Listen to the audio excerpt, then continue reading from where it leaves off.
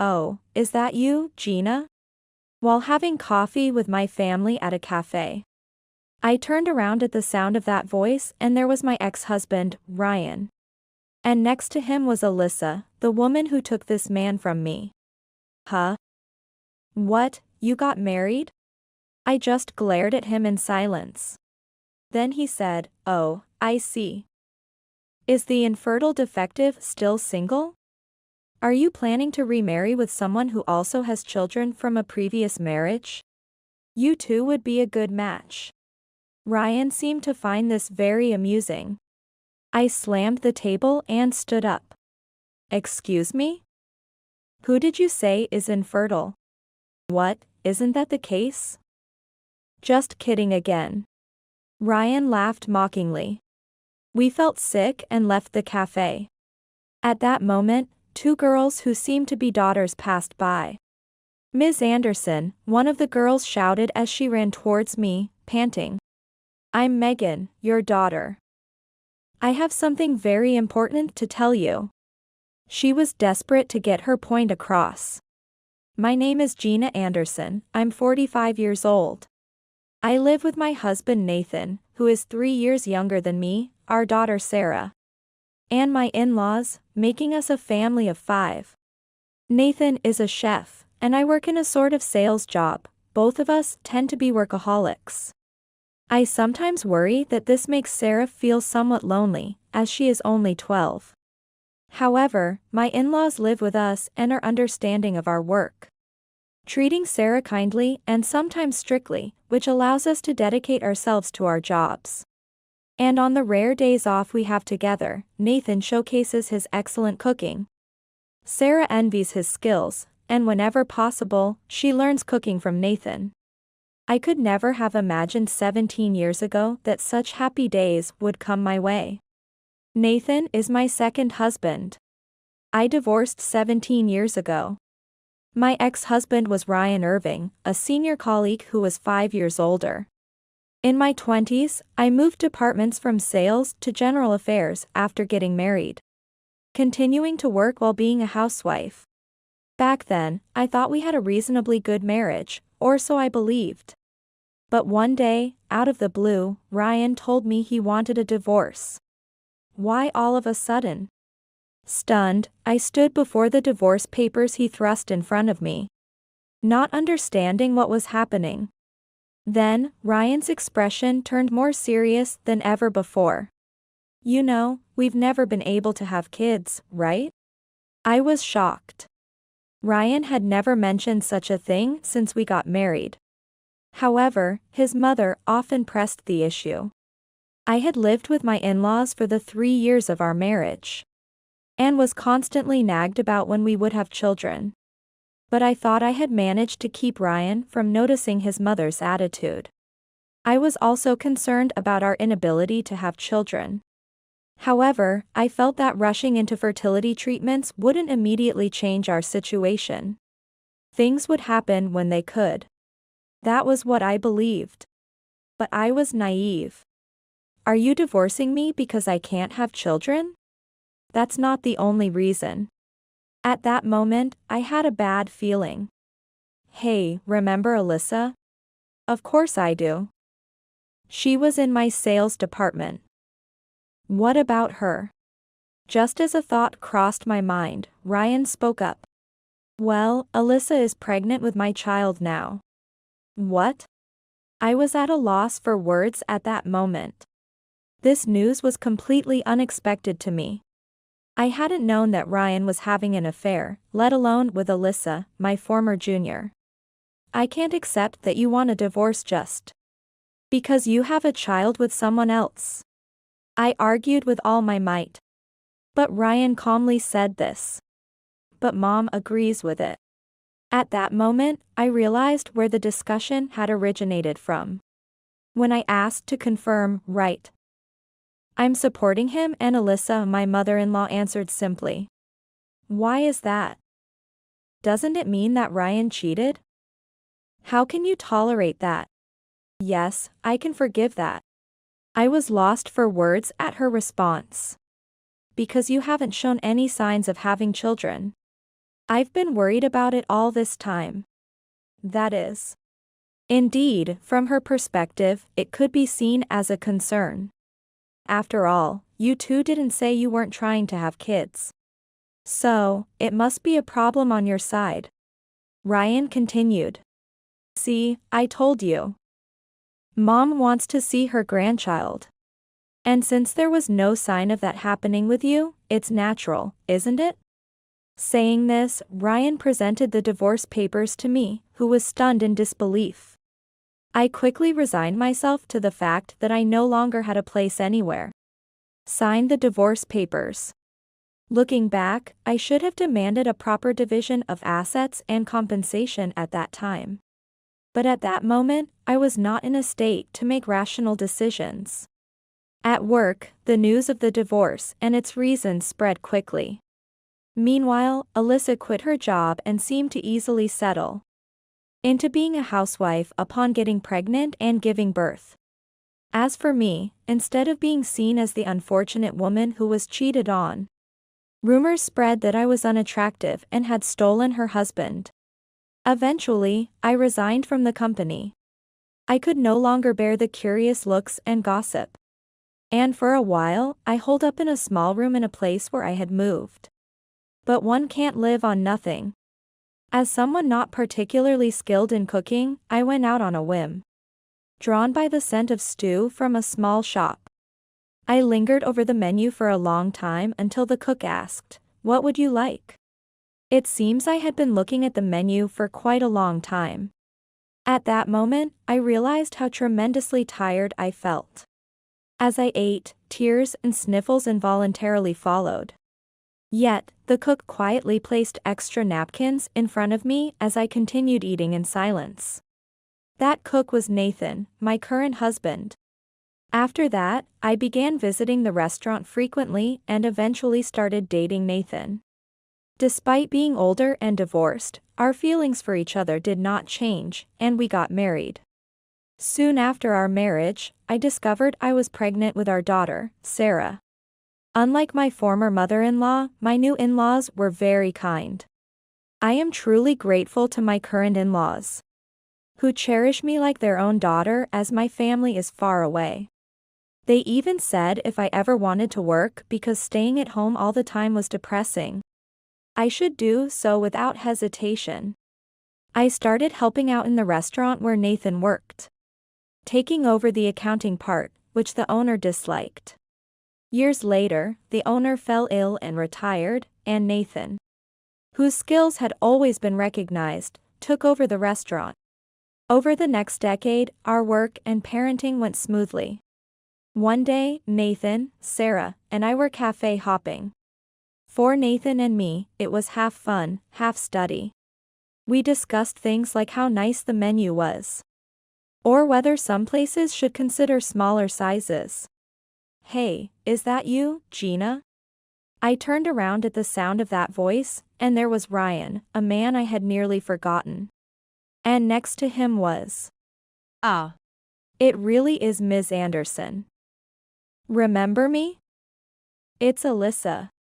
A woman, perhaps unbecomingly young at heart, calling out in a cutesy voice. Alyssa was there. She must be 40 by now, already middle-aged, yet dressed and made up in a way that felt a bit out of place. "Long time no see," I replied in a stiff voice. Nathan and Sarah looked a bit anxious hearing my tone.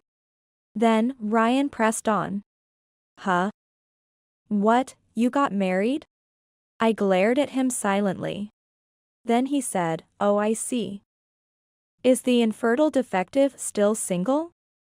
Are you planning to remarry with someone who also has children from a previous marriage? You two would be a good match." Ryan seemed to find this very amusing. Nathan and Sarah looked bewildered by his off-target remarks. I slammed the table and stood up. "Excuse me? Who did you say is infertile?" "Oh? Ms. Anderson, why are you suddenly getting angry? What, isn't that the case? You married someone with a child because you can't have your own. What is wrong with these people?" Pointing to Nathan and Sarah, I firmly clarified. That's not true. I married this man a long time ago, and this child is my own. Oh come on, stop joking. Ryan said this with a laugh. I was appalled. Why does he insist on thinking I'm infertile? Shall we leave this place? Nathan suggested, looking at me. Sarah also looked uneasy. Yes, let's go. It's upsetting to even see them. Oh really? Then a seat's going to free up here. Hey, come on over. As we headed to the exit, a girl who looked about high school age approached somewhat plumply. Ah. I see, that must be the child who was in Alyssa's belly back then. As I passed by the girl, I thought this fleetingly.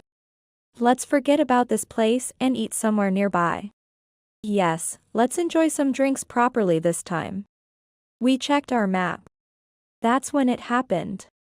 Ms. Anderson, the same girl, shouted as she ran towards me, panting. I'm Megan, your daughter.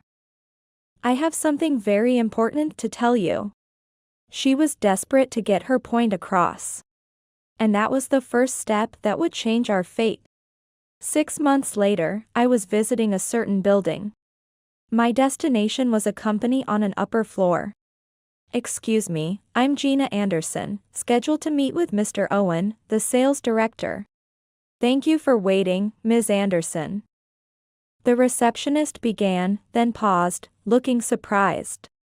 Could it be Ms. Holmes?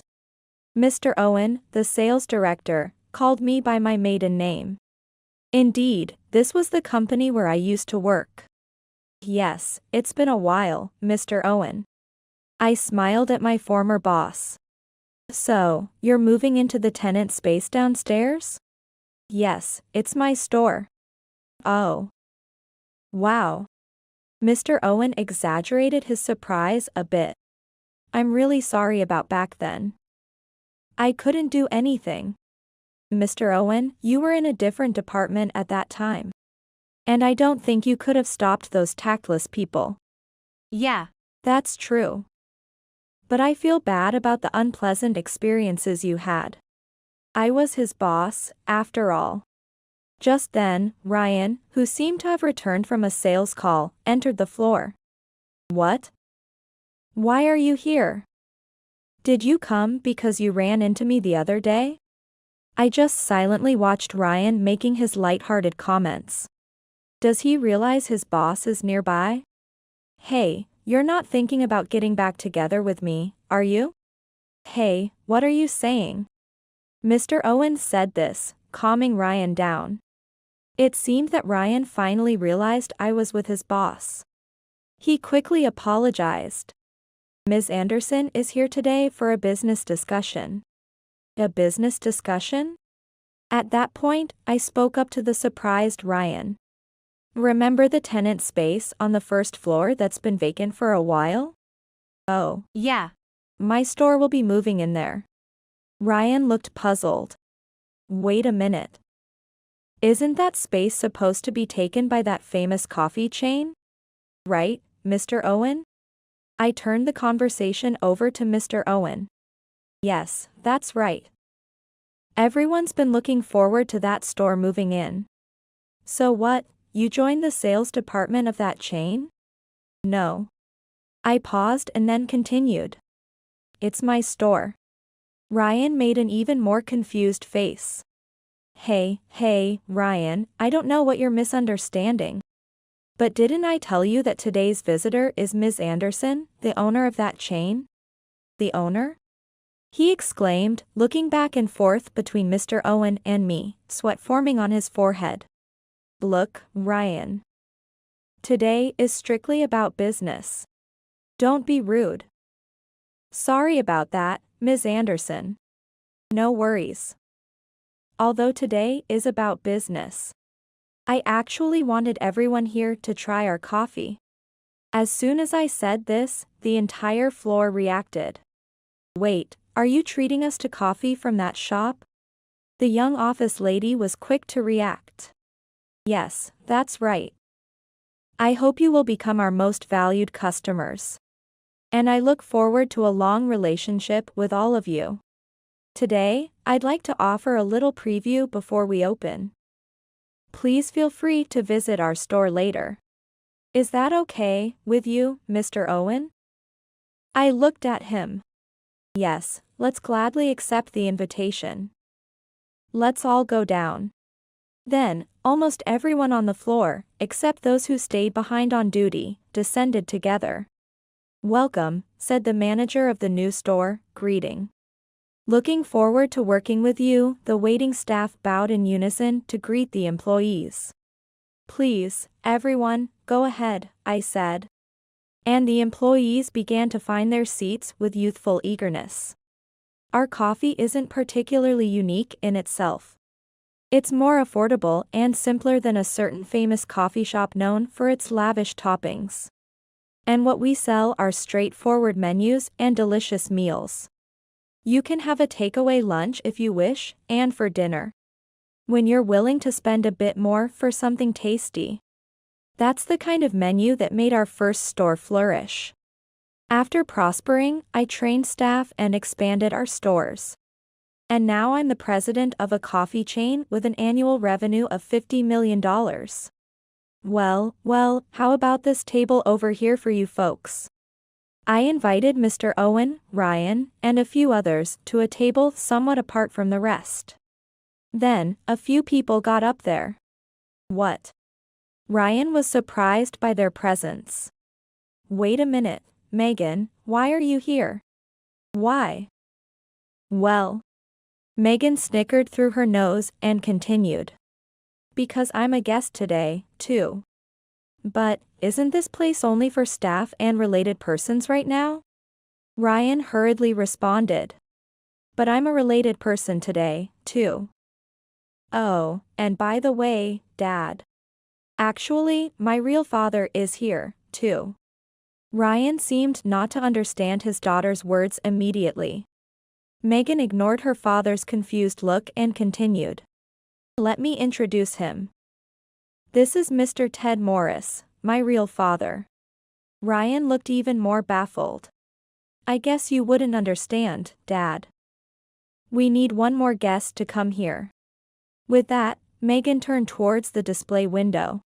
Through it, a woman was looking around and quickly walking towards us. It was Alyssa, dressed as youthfully as when we reunited 6 months ago. Alyssa hurriedly opened the door and said, Megan, as she rushed over. Look, the other guest has arrived. Mom, this way, Megan said in a calm tone.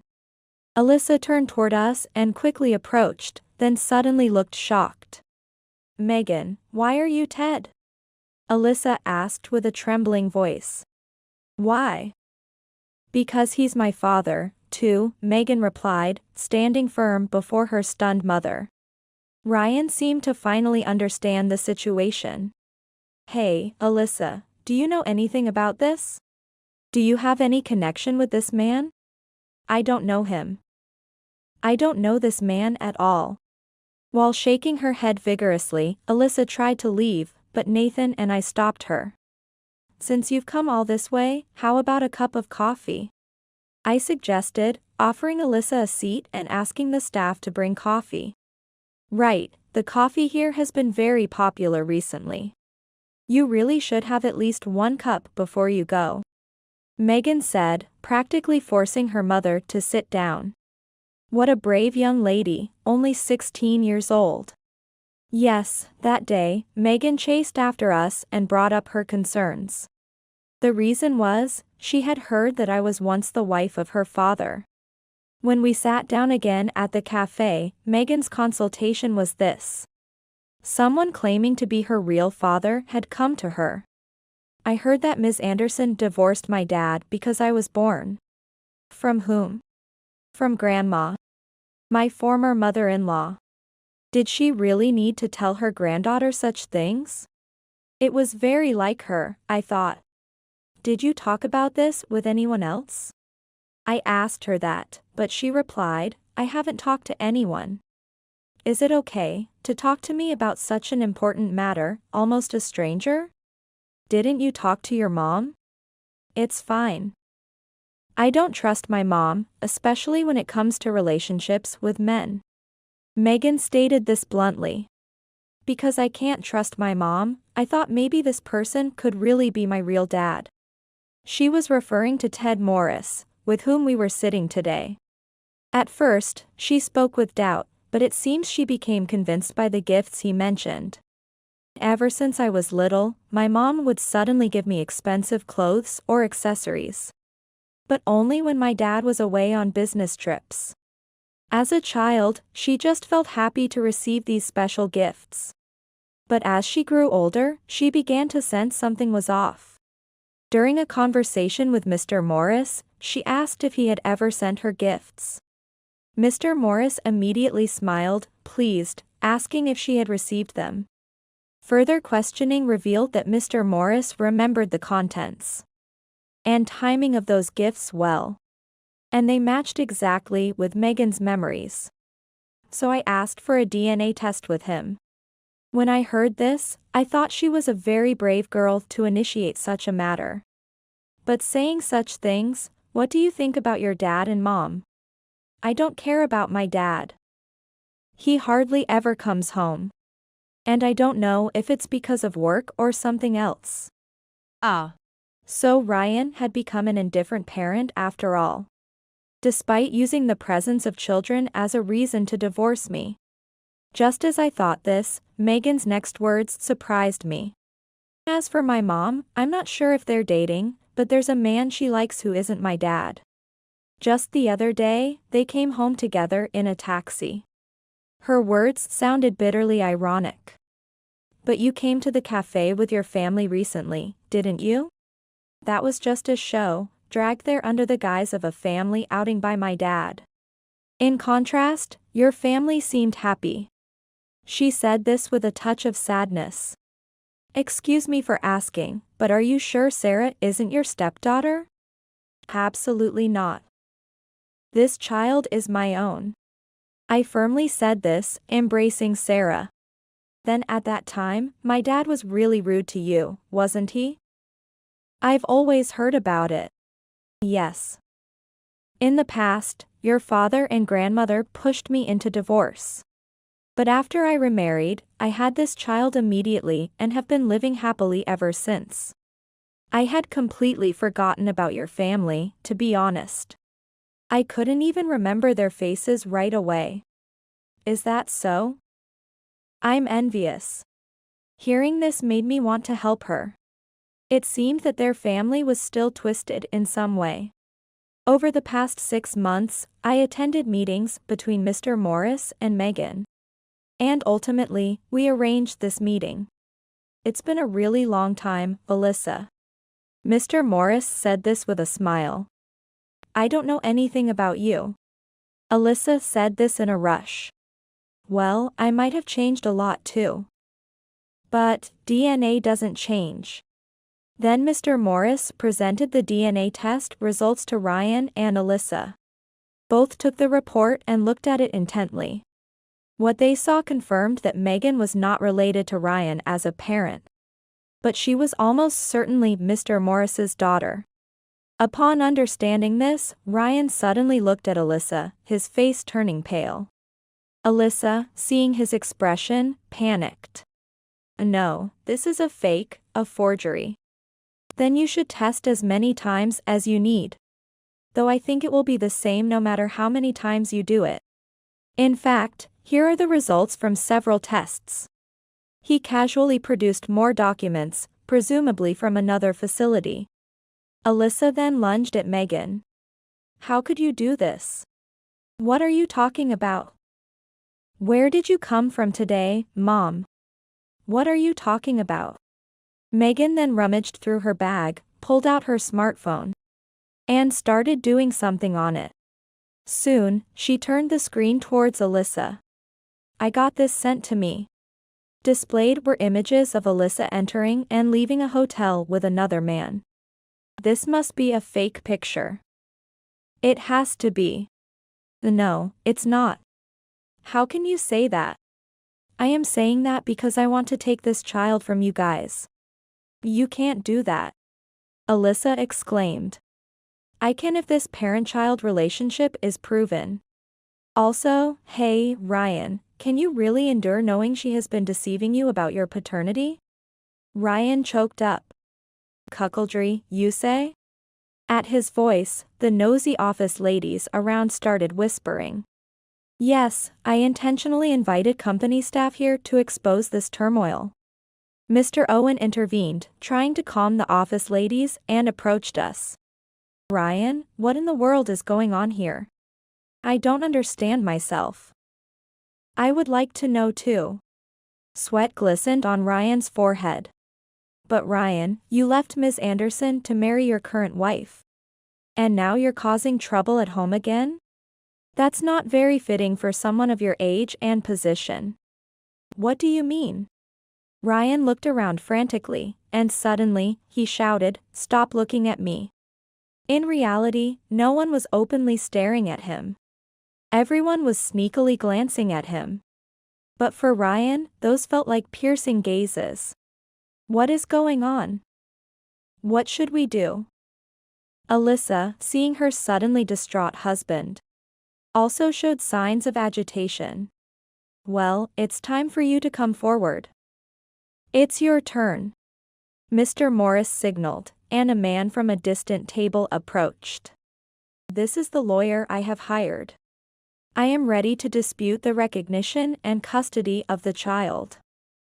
What about you? Ryan was lost for words, frozen on the spot. And Mr. Morris continued to press him relentlessly. Is there something wrong? You have been raising another man's child all this time. Doesn't that bother you? It bothers me, yes, it does. But if we didn't have children, my mother would. Ah. That's right. I exclaimed without thinking. You've always been weak to your mother, haven't you? The murmurs around us seemed to grow a little louder. I could hear office ladies whispering, so Ryan was a mama's boy, huh? Megan, what do you want to do? You won't betray me, your father, right? Ryan's voice was desperate, and Megan tilted her head, contemplating. Honestly, I don't really care either way. Ryan seemed genuinely shocked by her words. Perhaps he did love his daughter in his own way. That made her indifference all the more piercing. You know, Dad, you're just too oblivious. Not just about Mom, but about me too. What do you mean? I mean, I've been meeting with this dad here for over 6 months. You didn't know anything, did you? I knew you weren't interested in me. Maybe because you were busy with work. But not even noticing Mom's affair? What were you working for? Sweat began to trickle down Ryan's forehead to his cheeks. Now, you shouldn't say that. It was Mr. Morris who calmed the situation. But I get it. Even if I disappeared, this dad wouldn't run around for me but for Grandma. You always say, oh, you did well in school, Grandma will be happy. Or being smart must run in our family, never mentioning Mom's side of the family. Alyssa turned away from her daughter, clearly upset. So, Dad, you wanted a child just for Grandma's sake, right? What do you say? Ryan was at a loss for words. Megan looked a bit sad and said to Mr. Morris, see, this is what he's like. At that moment, Alyssa suddenly shouted. Megan! What are you saying? Dad has been working hard every day for us. And Mom, you're the one who's been betraying him without any trouble, aren't you? You didn't notice either, right? Well, it makes sense, I wasn't home much. And when I brought it up, Mr. Morris here confirmed it. Confirmed. Yes, replied the lawyer. I was asked by Mr. Morris to investigate your affair. We hired a detective agency and gathered solid evidence. Those photos earlier are just a part of it. Sigh. What a mess. Mr. Owen sighed as he watched the chaos unfold. To think you'd stir up all this at once. Ryan, you were excellent at your job, but you can't even keep your family together. No, but that's not. It's not my fault. Ryan's voice grew weaker. Mr. Morris pressed further. So, what will you do? As I said earlier, I am ready to fight. As he spoke, Ryan staggered and then collapsed. Call an ambulance, call an ambulance. The scene erupted into chaos. It seemed Ryan couldn't handle everything that had suddenly come to light. It can't be helped. Well, let's talk about this slowly, Mr. Morris said kindly. Then suddenly, Alyssa turned to Mr. Morris and snapped. You've really made it, haven't you? Using lawyers and detectives. You've come a long way from back then. That's true. Mr. Morris responded as if it were obvious. Because I got rid of a gold-digging curse like you. I now have better finances, a better job, and a wonderful wife. Hearing this, Alyssa's shoulders slumped right there. I'm sorry for causing a scene. Please enjoy your time. I smiled at the office ladies who were curiously looking over. Soon after, Ryan and Alyssa ended up divorcing. The former mother-in-law was furious with Alyssa. There were two reasons. One was obviously the cuckolding, but another was that tests revealed that her beloved son, Ryan, was infertile. Ryan's failure to investigate this himself had infuriated his mother. After the storm settled, he seemed to age all at once. He even began to show early signs of dementia. It became clear that he would need care. Ryan, having caused family strife in his youth and now again, was criticized for his lack of managerial skills, and was pushed into a less demanding role by Mr. Owen. But honestly, that menial job was probably all he could handle now. His mental health had deteriorated after the shocks. Having always believed he was right, he was shattered by the revelation that I was not infertile. That he was the one without fertility, and most of all, that his daughter whom he thought loved him had easily written him off. All these things had snapped what had been his confident demeanor in the social sphere. After the divorce, Alyssa tried to go to the man she had an affair with. But he desperately claimed it was a one-night stand, that he didn't know she was married, or that he didn't know her real age, and managed to escape. It turns out Alyssa had been lying about her age by 10 years. When she told him her real age, the man's reaction was nauseating, according to the lawyer. Once she realized she had been abandoned, Alyssa tried to turn to her parents. But they refused her, and she was left with nowhere to go. After that, Alyssa simply vanished. What could a woman who had been a housewife all her life, sneaking around her mother-in-law and having affairs, do? Well, she should just sink as low as she goes.